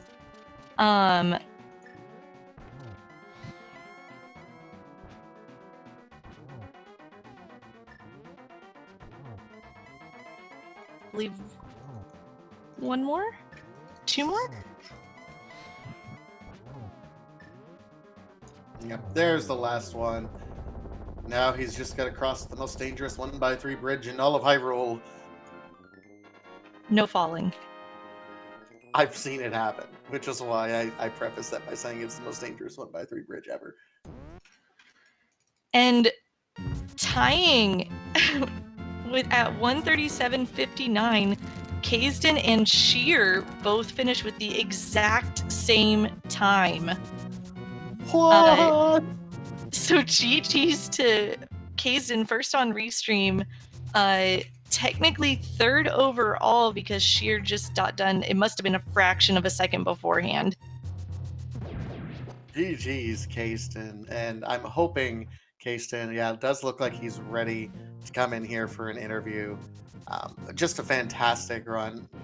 Looking forward to this. Meanwhile, CJ and Malmo are on their way up, going to do their Turtle Rock. They're going to have all dungeons done.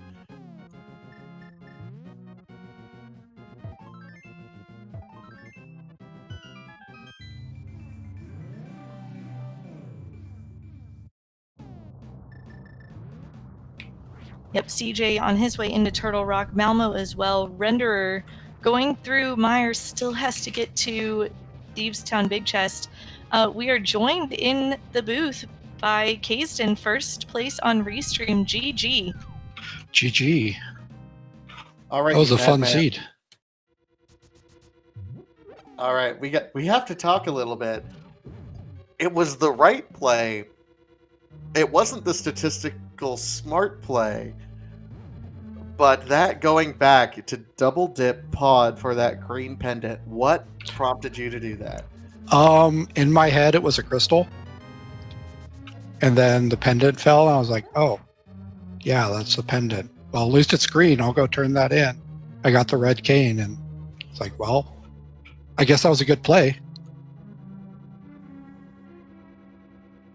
So I was really in my head. I was just thinking, it's a crystal. It's just a forced double dip. I got to go back and clear it. Might as well do it now. See what he has, because I knew he had an item. Okay. That is so glorious. Because we were talking about the entire time. Yeah, no, that's one of those mistakes that just happened to pay off. It ended up paying off huge. Between you and our other runners on Restream, there was a 40-minute difference between picking up that cane. Oh, wow.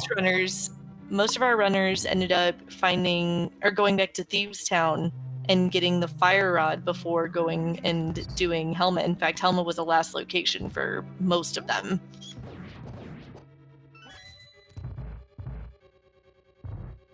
Yeah, after I got it, I figured that's a really good find, so that's why I kind of went to Mire and Ice right afterwards. Figure I got to capitalize on this. Hope I'd find something. And not finding that fire rod for so long was starting to get a little concerning, but fortunately, it didn't take too long to find it. I was gonna say on the plus side, Turtle Rock ended up being fire rod locked, so you weren't doing too deep of a dive in there to search for it, right? Yeah, I'm a fan of going into Turtle Rock whenever I can. I was actually really happy to see the big key because I didn't want to make it all the way to Laser Bridge and find nothing. So just going to Chain Chomps and having that be done was pretty fortunate. And I had miscounted items in Harem, if you're wondering why I went back there after that. I thought there was an item in the big chest. And I figured I'm already up here. I'll just start my fire rod hunt here and I'll work my way around until I find it. And then I got that compass and like, oh, feels bad.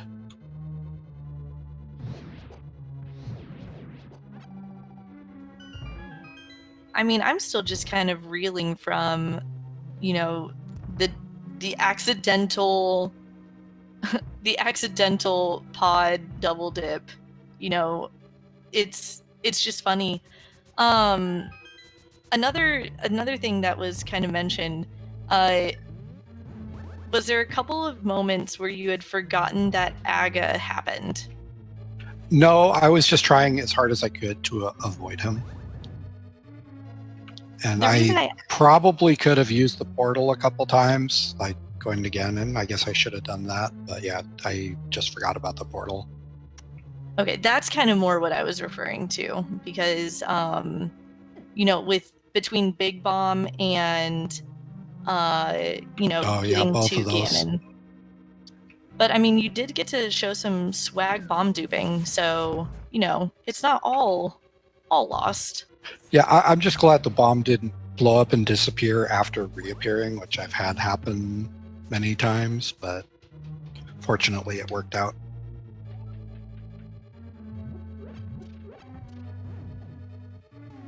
really quickly to catch everybody up here, we had Cool Papa Bell finish in 4th place with a time of 1:40.29, Orange finishing in 5th place with a time of 1:42.27, Koi in 6th, 1:42.53, Hydropower at 1:43.20.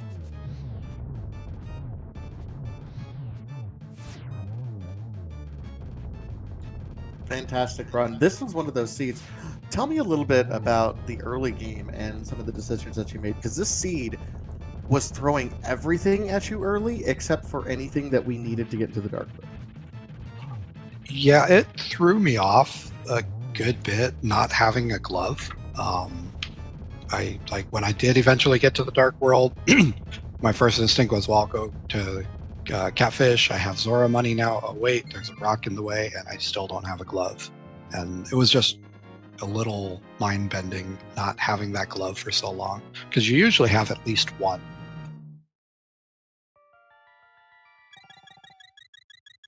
I was Yeah, very it was. I'm so sorry for interrupting you. Go ahead. No, you go ahead. I was just going to say it was odd. I mean, I was going to kind of say the same, like you had mentioned, Batasia, everything was thrown at us except for Dark World. And, there was no... I mean, you only find Moon Pearl. Everything else was hiding in the Dark World. The kind of interesting thing is, you never, I don't believe, went back to do Zora, correct? No, I didn't. So Zora ended up having the cape. So the folks who did do Zora, that just kind of further pushed them towards Aga as well. Yeah, that would definitely do that. But when I went up to Zora the first time, I didn't have money, so I figured I'll check what I can. And I was going to water walk back and go to Hobo, but I got that heart piece, which threw me out of water walk state. So that was kind of a bummer. I mean, it ended up working out because that's a check that you didn't have to worry about. I'd like to point out, Malmo and CJ both in their Ganon fights, both in Phase 3. Renderer did get his Fire Rod from Thievestown Big Chest and is on his way now up to Turtle Rock. This is actually going to be kind of a photo finish because they're just kind of one set of tiles away from each other. Malmo with a slight edge, but it is very slight. It's going to come down to who has the most efficient Phase 4. Malmo with 1 arrow, 2 arrows, 3 arrows, so he gets the double. CJ missed one. Malmo with the explosions. Looks like Malmo, as long as he doesn't fall off this bridge, will get the win over CJ, but they are just within seconds of one another.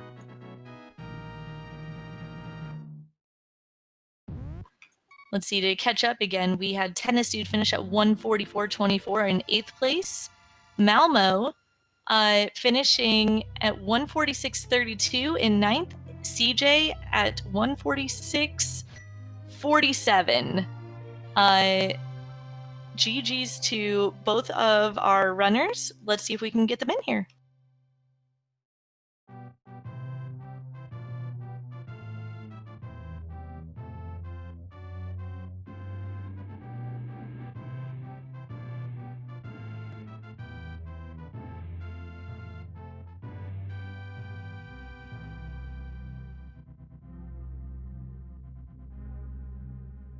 With the explosions, looks like Malmo, as long as he doesn't fall off this bridge, will get the win over CJ, but they are just within seconds of one another.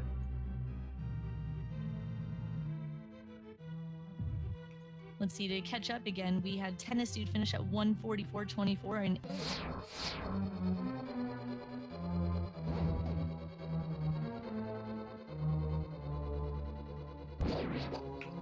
And we are joined in the booth by CJ. I expect we'll have Malmo up in here shortly. CJ, GG.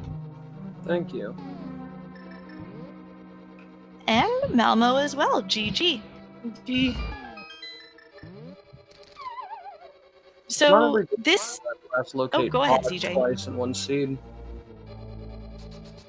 I said it's not every day I get a last locate pod twice in one seed. Twice, yeah, me too.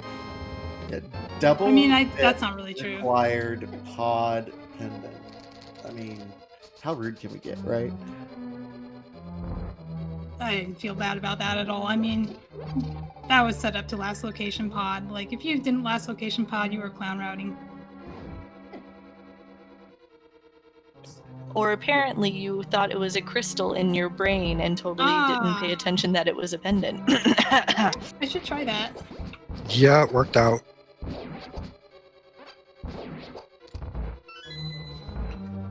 I mean, I still say it's clown routing either way. Yeah, I mean, if you don't last location that, you last location fire rod, so... You know, I think I did the right thing by not doing all of the Village of Outcast checks, knowing that I was probably just going to do another lap of the place anyway. Yeah, it ended up working out.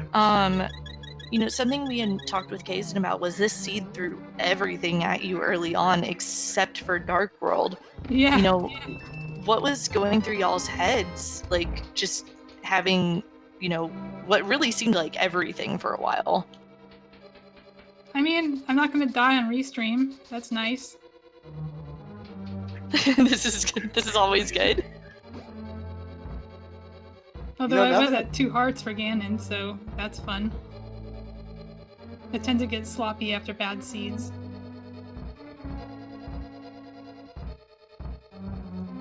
Natasha, were you going to say something? I was going to say, that was something that we hadn't really talked about much during the restream, but yeah, we were, what, half an hour into the stream and we were already at our first row of hearts filled. Like, it was a healthy seed, all said, and we got a ton of items. It was just lots of empty checks, unfortunately, right there at the midpoint. I mean, those empty checks have to have something in them, and hearts is just as good as anything. When did you guys, because I think everyone also last location that kind of rude AGA 1. I mean, it was a fast Ganon, so we knew we weren't going to have to do AGA 2, but this seed said, surprise, we're going to do AGA anyway. And AGA himself was kind of rude. He started out with 5 blue balls and kind of the optimally bad rotations. Was there ever a thought in your guys' minds as you're going through there, it's like, really, seed? Really? Pretty much the whole early and mid game. I don't do AGA without Moon Pearl until I have to. I thought the seed was actually really kind for giving me access to Eastern and Hera. I was a little miffed about not being able to clear desert on my first row, but with, you know, easy access with mitts, it wasn't so bad. I was a little annoyed that it gave us a mirror and then we couldn't just do pod and Eastern combined. That's why I put off Eastern for so long early on. Fun story about that. Professor Renderer actually did that. He completely avoided all of Eastern Palace, doing all the other overworld checks, and we'll be asking him as soon as he gets back in. He avoided the entire Eastern check, thinking, well, there's only 6 items over here. I need 3 items in order for my Dark World access. I'm probably going to have to do AGA 1 anyway. So he did that first, and then went over to the Eastern area. He was the first person on our restream to show us that both the gloves and the mitts were both in Palace of Darkness, and then just was taken for a magic carpet ride for the rest of the season. Yeah, when I found the mitts, I knew I had taken the slowest possible route. I knew that, you know, it would have been equally as likely of a play just to jump into pod right after you beat that. So I didn't feel good after that. My choices were either start to take really risky gambles or just clear as thoroughly as possible and hope that something like Left Side Swamp or something would have an item. And, well, Left Side Swamp didn't. And that's a fun story. Oh, no. I hope you didn't do I'm Left glad Side it did. Swamp first. Don't worry, People it who was a did that map. first were... Go ahead. It was a map and a compass in case you wanted both. Yep. This is the one time where that play... This is actually the first time I've done that thing where you get the big key and then go backwards, and it actually paid off. The somewhat... What was in the big chest? Heart piece. Oh, okay. Better than nothing. Yeah, it's better than a map or a compass, because I was not going to Left Side Swamp after doing that. See, once you do that, you're kind of committed to not going to Left Side Swamp. Yeah, definitely. But you do have to dive her down twice, which is a little slow. See, Render entering his Ganon fight getting really great position on that double spin there in between Ganon and the Trident. And I believe that's phase 2.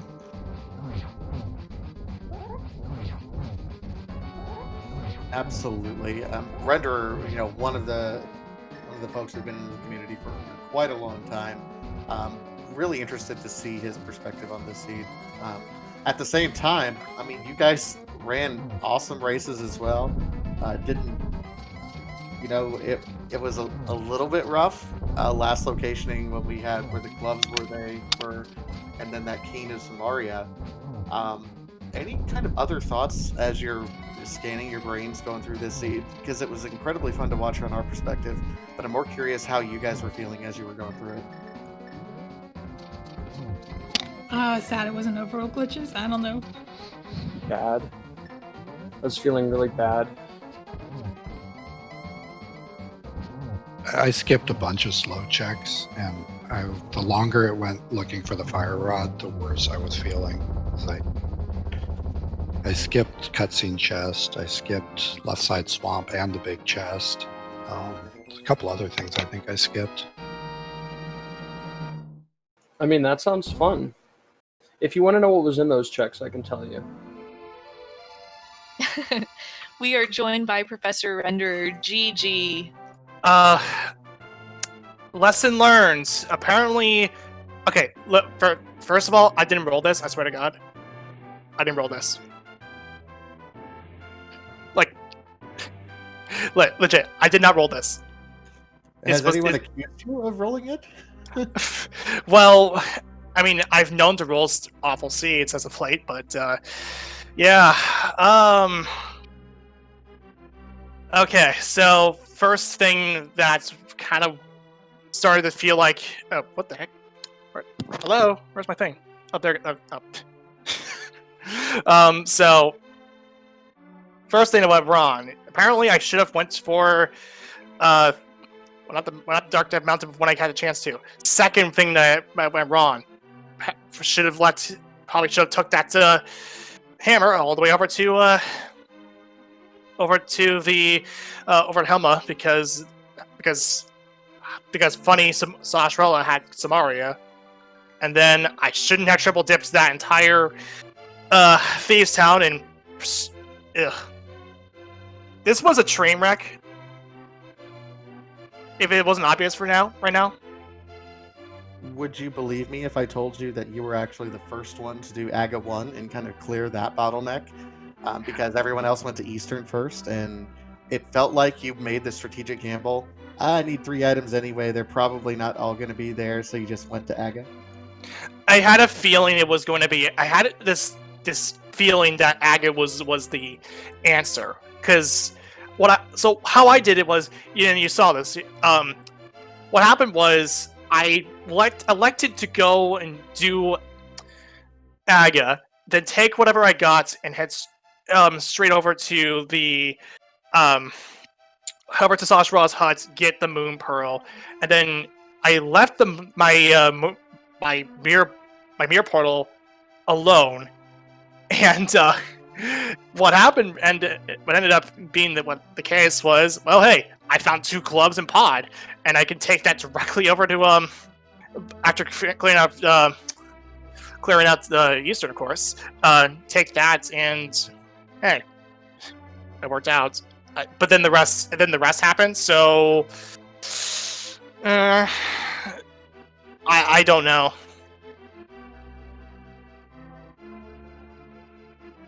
Honestly. No, I mean it was one of those things where the runners who ended up winning the race, I think, made the right gambles because they weren't the statistically right choices, and unfortunately, you, like every choice when it needed to be made, fortunately you made just the wrong choices, and that's rando sometimes, right? Right, and I just got straight up randoed. Like, Rando straight up randoed me, and I just figured that, well, the plays that I felt were the right ones just straight up just gave me nothing. And it wasn't until, like, it felt like it was straight out of a plando. Like, near the end of that. It felt like it was straight out of a plando. And that time is like that time 154 says that. It sounds like it's something out of a Planto. Yeah, Other I than had to that, check to make sure this was a Speed Gaming Daily and not the Plando tournament. oh yeah, you should definitely check out the Plando tournament. It's pretty cool. But other than that, though, honestly, I kind of deserve that. I kind of deserve it, really. I mean, I've rolled enough bad seeds. I might as well get a taste of my own medicine, even though it's not me who rolled it. It was Eddie M. But I know that Batasia and I were talking about this, that it was really nice to be on this side of the restream as opposed to running it, because it was so nice early and then it was just such a bait into some nastiness later. That's my seeds for you. It's feel like just me existing in the race room gives off this negative curse that just continues to spread through any of all the runners, even though I wasn't the one who rolled it. I hope you guys made you laugh. I also made you laugh too because we're through my spamming of Nakbras, because that's my thing here. Other than that, though, yeah, I got randoed hard. That really, I can only just take it like that and go up from there. Yeah, thanks to comms, trackers, all that stuff. With that, I'm probably just going to chill out, maybe play something else. Yeah. Yeah, thanks again, and thanks for putting it on. Thanks for running. I mean, we wouldn't be able to track and comm and restream if there wasn't a race going on with racers in it. So thank you to, I know, oh my goodness, why am I blanking? Words are hard. Thanks to you guys for joining on the restream, volunteering for restream. I don't know what I was going to say, but words are hard. Y'all are awesome. You put on a really, really good show. Seriously. Thank you, man. I tried the best I could to in that situation, but again, it just rando got a rando, and yeah. All right, I'm out. Take it easy. Again, thanks again. All right. Thank you guys so much, folks, everyone. That was Kasten, CJ, Malmo, and Professor Renderer. If you liked what you saw from them in the restream, go ahead, give them a follow here on Twitch. Also, a big shout out to our trackers working behind the scenes. We had Jinxie Girl, and then the one that I always mispronounce, Meg Walk Herd. I'm all like, it looks like it's something else. I apologize. Mad Ewok Herd. Mad Ewok. Oh, Yeah, I was doing that too for a while. So much more sense. Oh, Mad Ewok Herd. That makes so much more sense. Okay. Yeah. We got it now. And also, a big shout out to Leoria. This is your first Z3 randomizer comms, and the first one I've done in a long time. It was a pleasure working with you tonight. Yeah, it was really fun to be able to help out on speed gaming tonight. I really enjoyed it, and I'm glad that I could help you de-rust a little bit. Yeah, it was good to shake things out. If you guys stick around, there's lots of other things going on in the various speed gaming communities going on. Over on Speed Gaming Prime, there is the weekly Final Fantasy randomizer community race that is going on.